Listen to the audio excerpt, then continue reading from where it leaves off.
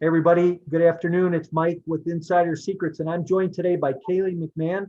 Kaylee, tell our listeners a couple of things that they're going to hear today on the show.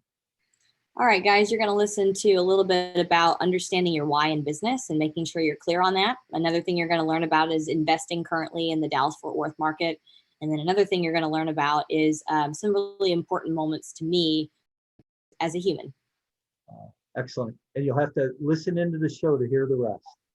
Welcome to this week's edition of Insider Secrets, the show that turns multifamily investing into reality. Each show we interview guests who are seasoned professionals, actively closing and managing real estate deals. Your host, Mike Morawski, has more than 30 years of multifamily real estate investing and property management experience.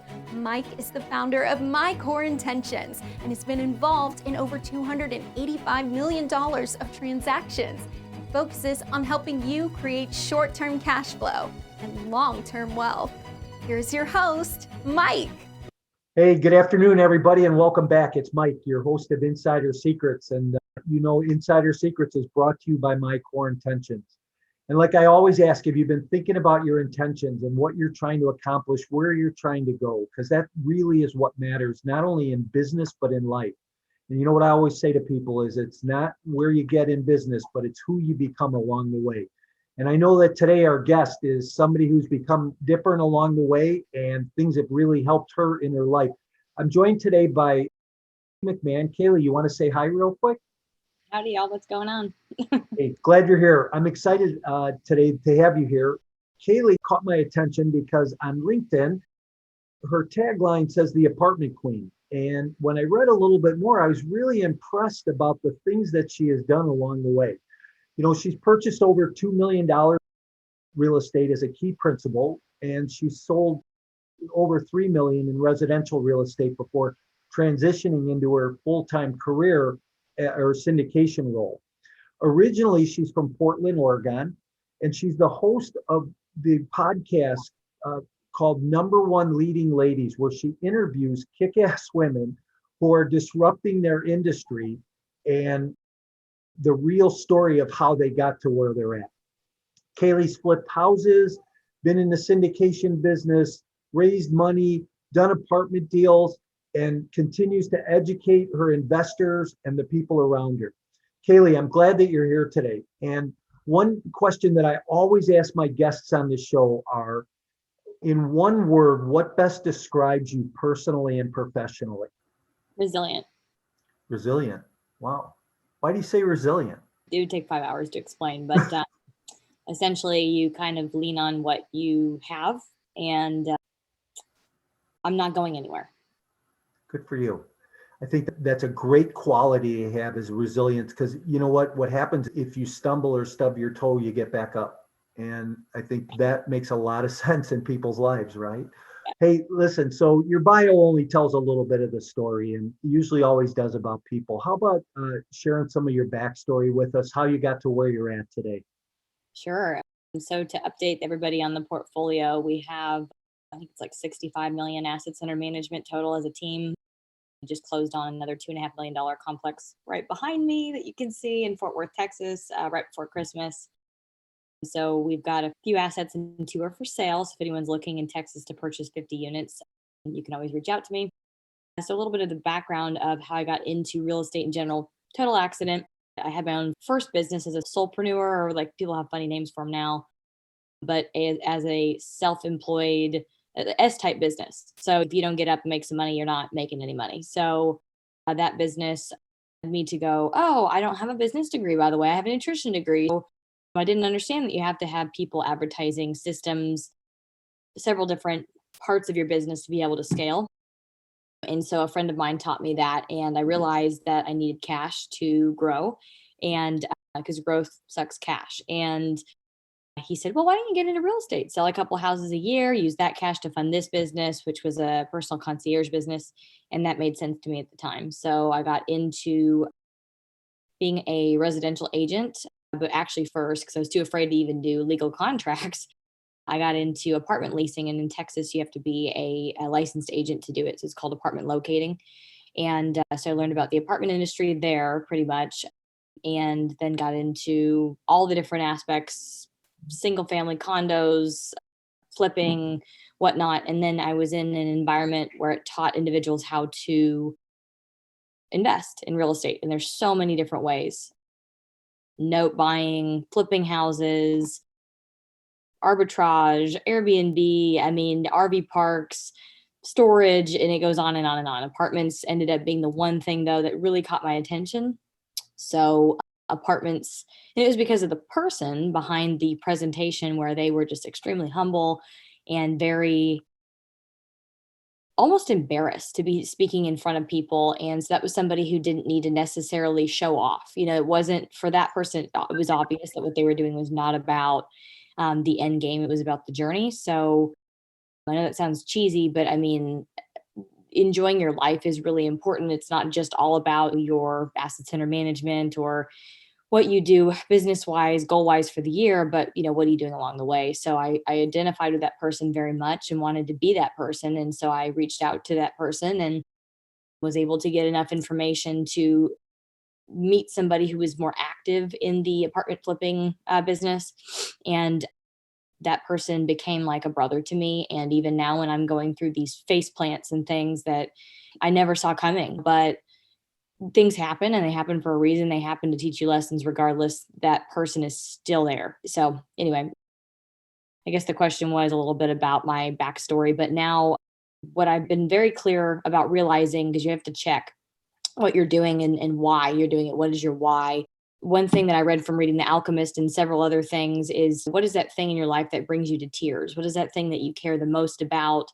And for me, it is serving what I call my sisters, other women, and helping them to learn how to create real estate cash flow, because that was what got me out of abuse. And so that was what made my mind very clear on how I was going to be able to take care of myself, how I was going to be taking care of other people in my life, is to build myself up by being financially secure and being empowered. Well, you thought we could spend 5 hours on the resilient question. Holy cow, we could spend 2 days on this now. You said a couple of really important things, though. The first thing is you mentioned all of these different things about real estate and the different spaces that you can spend your time in. And I think that's why I love real estate as much as I do, because there's so much, right? And when you dive into just multifamily, right? There's student housing, there's self-storage, there's affordable living, tax credit deals, and market rate rent. So you really got to find a place that is your passion. You talked about why. And I think that's great that once you discover your why and you can develop your why, it really helps you a lot. So where's your company going at this point? What are you guys doing this year?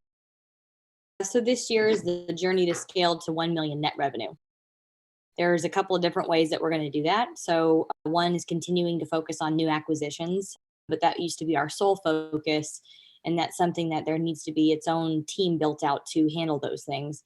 So continuing to focus on new acquisitions. But in addition to that, there's a couple of different avenues that we're using to bring in more income and also be able to create more female investors. Every single thing that we do, our Vision 2030 is to have 1 billion female investors created. So that's going to be happening through several different avenues. And everything that we do, though, however, needs to be pushing us in that direction. Otherwise, we don't need to be doing it. So one, for example, I had some success this last year bringing in a woman and another woman into a deal as an active deal sponsor. One had a 1031 exchange. So I created a 1031 exchange program. If you're a female that has money in a smaller asset, she was doing, 4 units, things like that in Seattle, and they want to roll it into something bigger in Texas. That's what we're doing. So that's a way that we're able to create more female investors. In addition to the 1031 exchange program, we also have an underwriting software that my partner, she used to be my underwriter, but now she's my partner, Carolina, she developed on her own. It's on our website, and you can learn how to underwrite deals using her software. There's a mini course attached to that as well. And then we also have an app/website. So depending on if you're a mobile or if you're a desktop user, most of our users are actually desktop users. But being able to have somebody see a way to be very clear on one, getting into this industry, some people aren't clear if they want to be active or passive, but a lot of it starts with the mindset and then the available time and energy that you have. So the app teaches you about the mindset and limiting beliefs that we have that you kind of need to get over before you at least get going. because it will keep resurfacing, but it can't control you. It can just be like a little voice, but not control you moving forward. The app covers all the different cash flowing real estate assets that exist.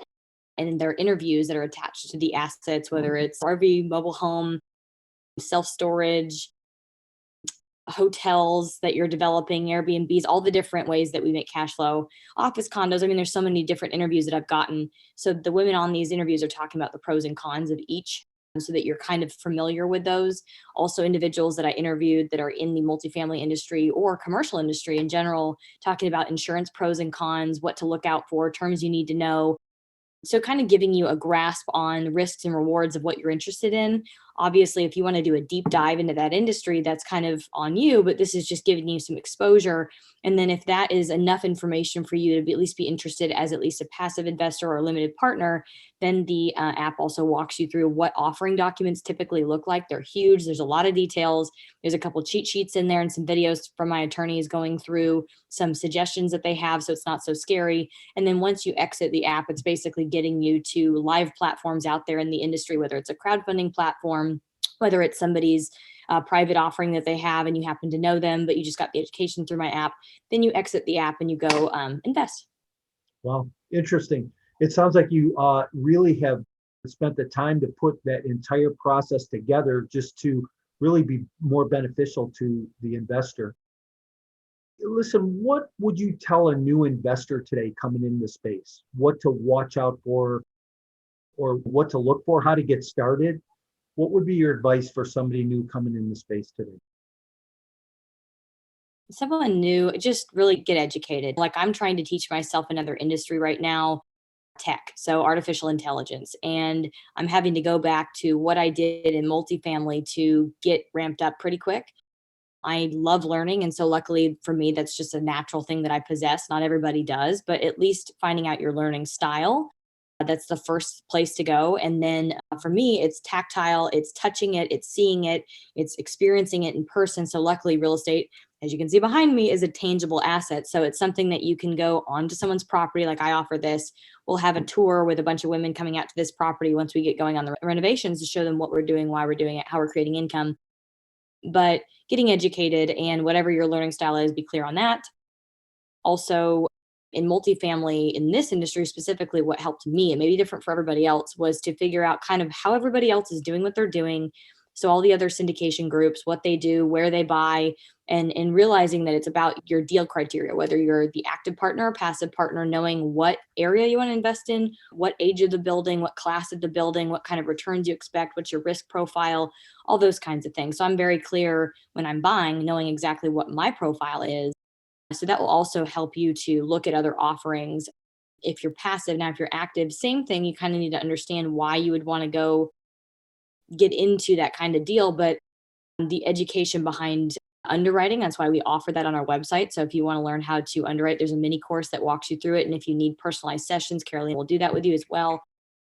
Really just truly getting educated and then leaning on professionals is huge. There's a big mind problem. I don't know how to say it. I mean, I still kind of deal with it sometimes. I'm a little bit over it now after being in for 3 years, but for the first couple of years, I was fighting it hard because being in single family, you kind of do everything yourself. You know, when you're flipping a house or whatever, you hire your own people, you make your own stuff up, whatever, unless you're like a large company that's doing 10 to 100 flips a month or whatever it is that's already scaled, right?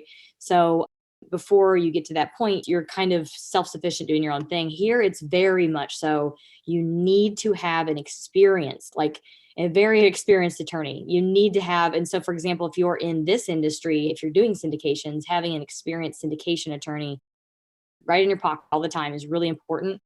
Even having somebody that is like a litigation attorney and have that person available kind of as your corporate attorney when you need them.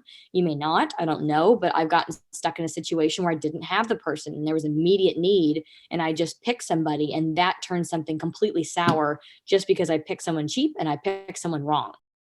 So also having your CPAs that are specifically trained in this industry. So I've got 2 that I use that like, this is all they do is multifamily accounting. They don't do rent, like all the real estate. They just do this. Having your contractors, again, your team, they just need to be people that are only doing this all the time in high volume, and having to let go of those single family contacts that took you years to make is really hard to do, but you have to do it, period. If you want to have success in this industry, you have to have these people that know more than you, and you go to them and you even ask them, what is the best way to do this? Like your property managers, you got to ask them, what is the best way to do this? And you got to trust them. Yeah. Boy, there again, you said a lot, but I really think that you're right about the team building and networking thing. And I always tell people you can't just have one person, right? You need to have a couple of accountants, a couple of attorneys. You might have an attorney that's good on evictions and one that's good on real estate closings, right? And they both have to be great in what they're doing.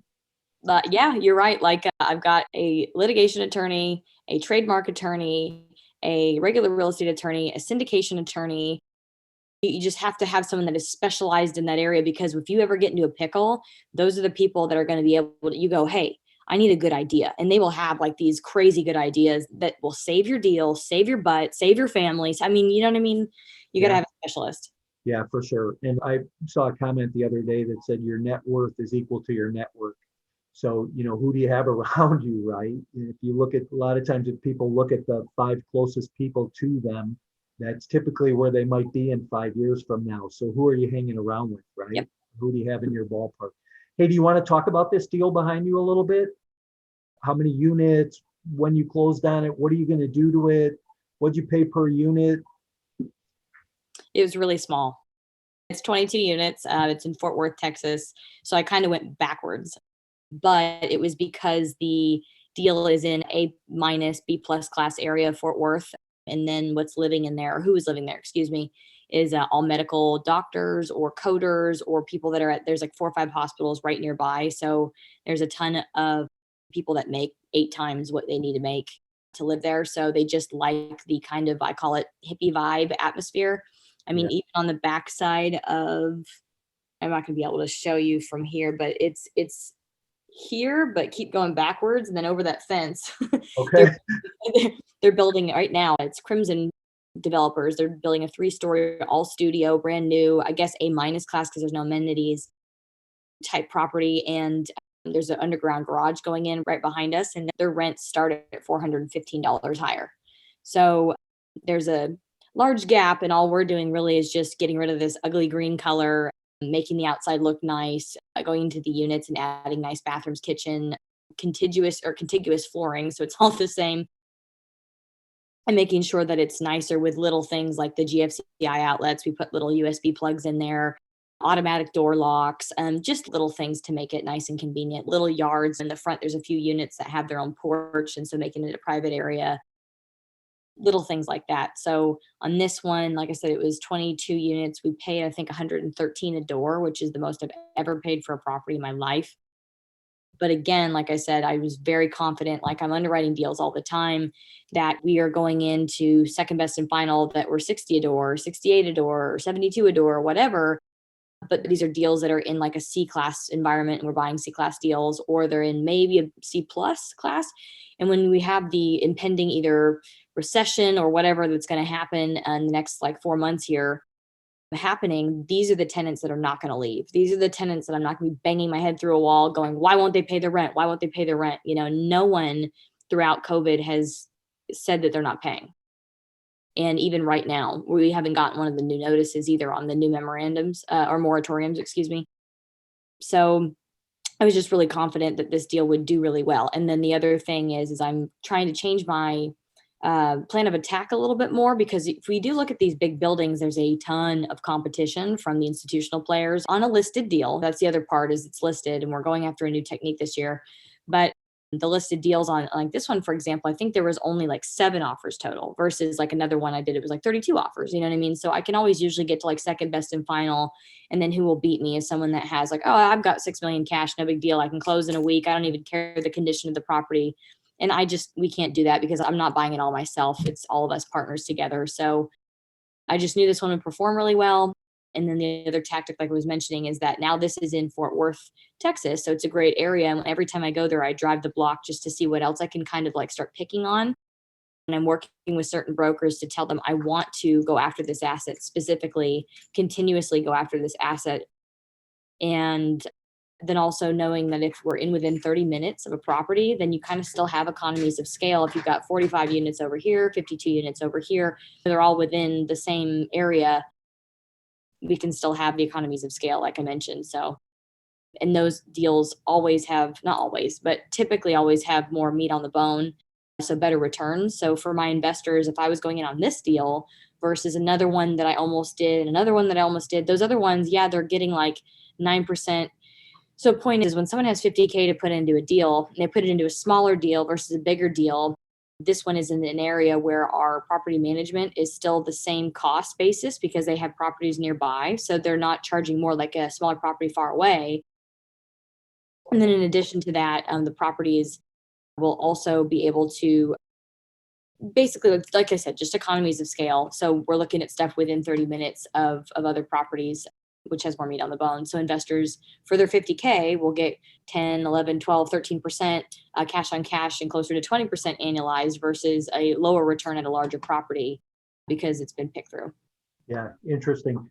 Hey, one of the things that you said early on was it's small, it's 22 units. I think there's great opportunity in small multifamilies today. When you look at that whole sweet spot between 3 unit to 15, 20, 25 units, there's great opportunity out there for the flip business, right? In and out 15, 18 months. And I think that the profitability margin, as long as you're in the right market, and I know Fort Worth is a good market, it is a good place to be with that. Do you manage your own stuff or do you have third-party management? Yeah, third party. Okay, that works better for you than being hands-on or trying to hold it on yourself? I can't scale if I do it myself. Straight Okay. up. Well, good. That's good to know your limitations. I know when I was in the syndication business, we also had our own property management. We were managing 7,500 units and it is tough to do. What pitfalls do you see out there today that other investors should look out for? Pitfalls in what sense? If you're an active or passive investor, one, and pitfalls, yeah. Are you active or passive, I guess? Yeah, I guess I would say on the active side, more so than the passive side, because yeah, just on the active side. On the active side, it depends on if you're acquiring something that, like if you're doing a loan assumption or if you're doing something that's fresh new debt. If it's fresh new debt, obviously, get a good loan. If it's doing an assumption, I guess sometimes there could actually be opportunities depending on what you're assuming and what the terms are left and things like that too. I think so. Someone that most people want fresh new debt, right? But sometimes you can get some kind of a discount or you can negotiate something if it isn't an assumption, especially if they have like a prepayment penalty that's kind of ridiculous. That's an opportunity. Or also something else I've seen that is a pitfall, because I always look for opportunities. So it's a pitfall for the current owner, but not for you.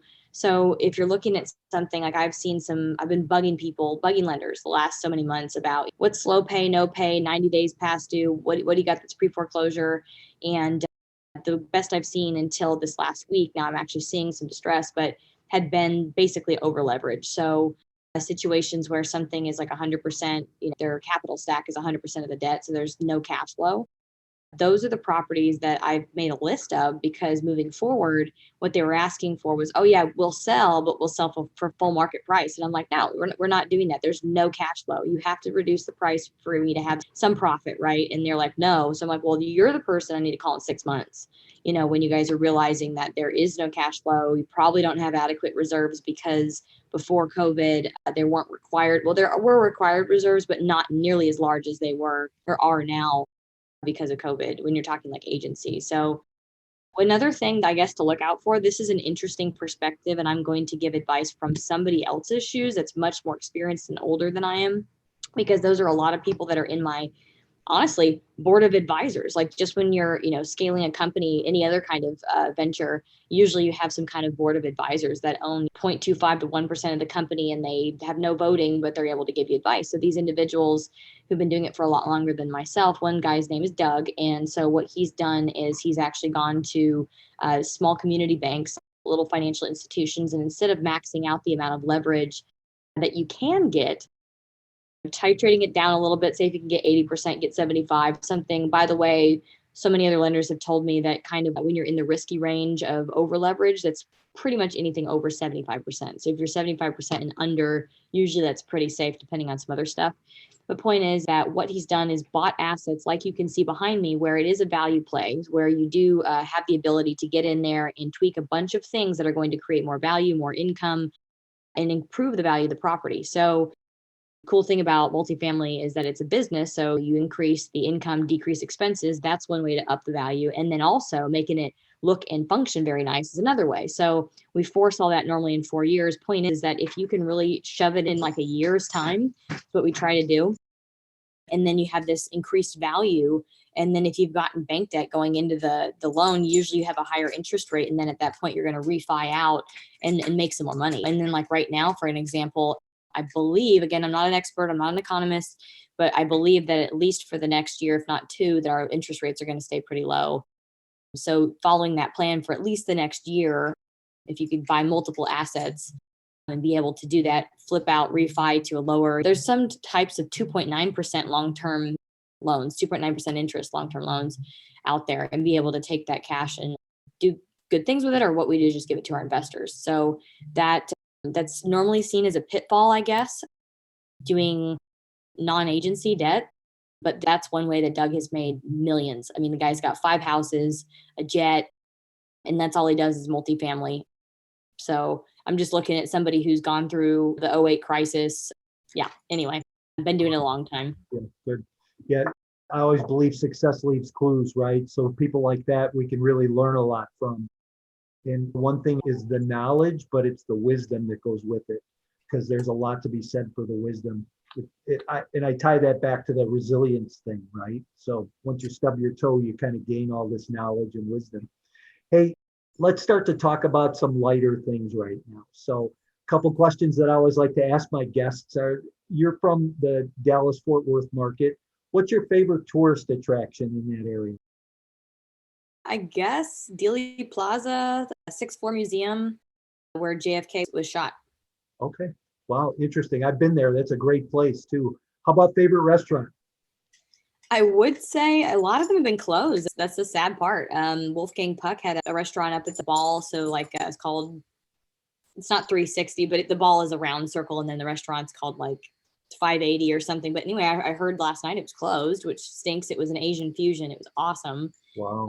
And then the other favorite that I did have was Dulce Riviera, which was in the Harwood district in Dallas. And then that's closed as well. So yeah. You mentioned something earlier about the next 4 months and the pending recession.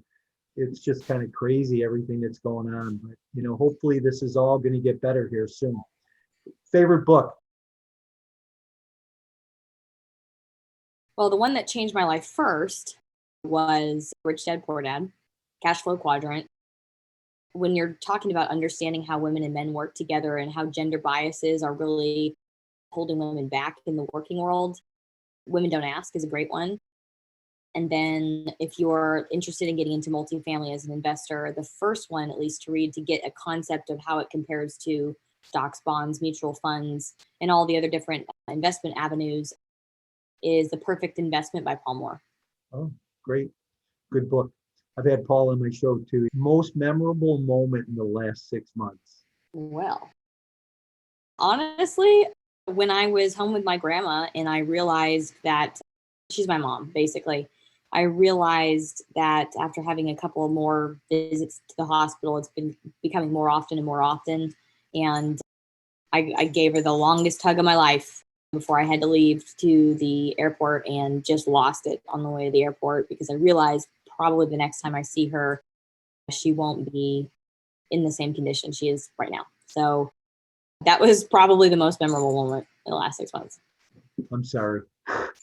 Hey, if people want to get a hold of you, listeners want to get a hold of you, pick your brain, find out about your apps and things like that, how do they do that?